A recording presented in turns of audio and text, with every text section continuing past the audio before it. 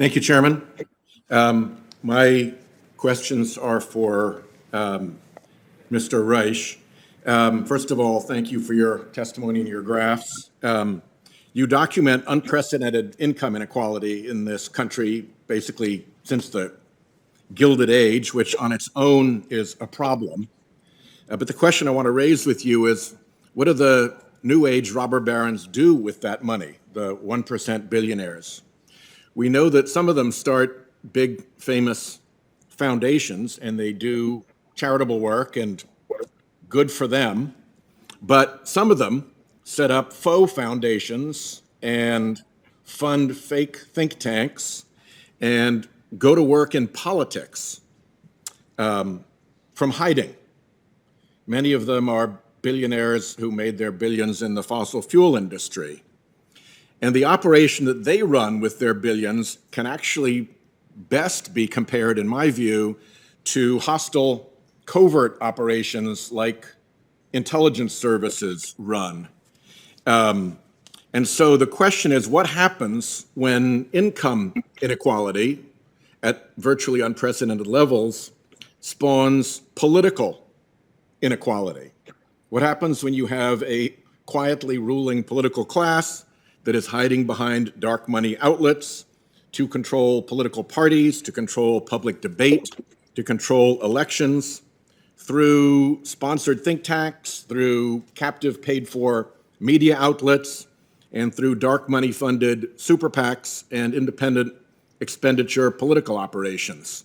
Could you comment on, there's that old line in TV advertising, but wait, there's more. Can you comment on the but wait, there's more of the political inequality that the political hidden use of all this massive fortune that they've aggregated is brought to bear?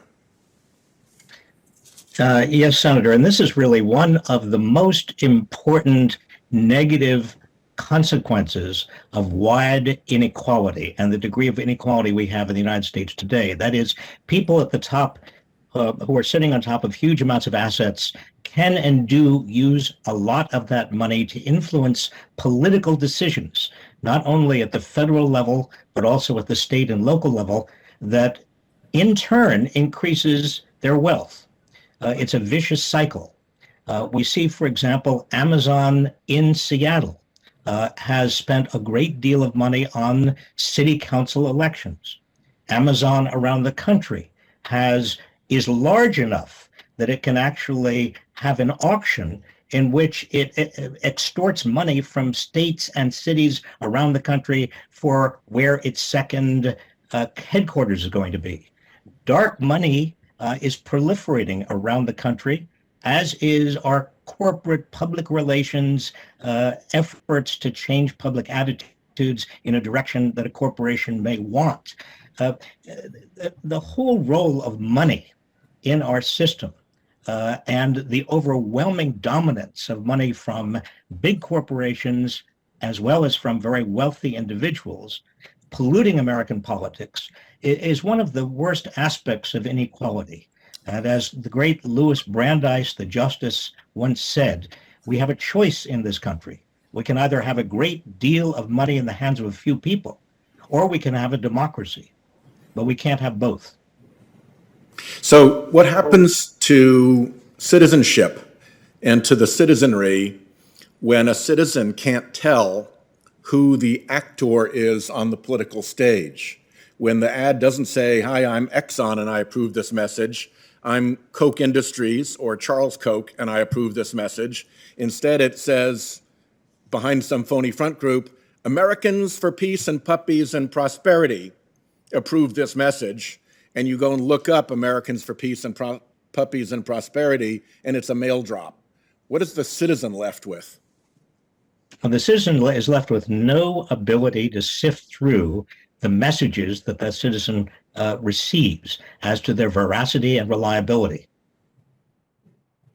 Motive sometimes matters, doesn't it?